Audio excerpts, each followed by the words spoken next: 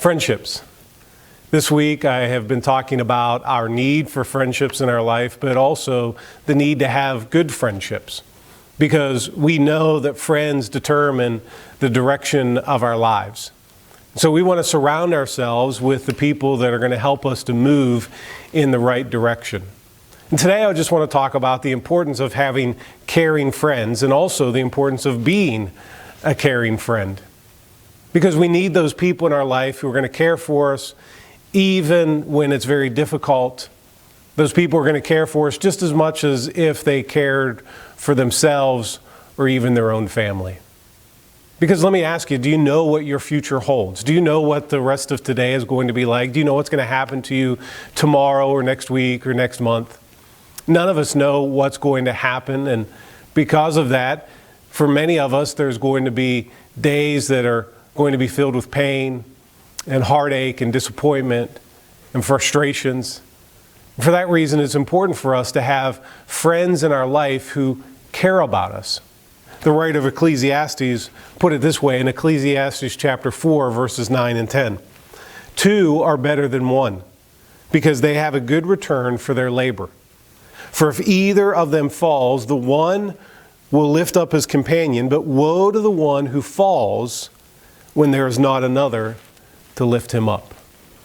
Here, the writer of Ecclesiastes tells us how important it is to have those people in our life, because there's going to be times in which we fall down, and how great it is to have someone there that's going to help lift us up. But he says, woe to the one who falls and there's no one there to lift him up. This is a truth that I learned early on in my life, even before I started to understand the truths of Scripture. When I was in Cub Scouts and Boy Scouts, we always operated on what we called the buddy system. When you went to the pool, you had a buddy. When you went on a hike, you had a buddy.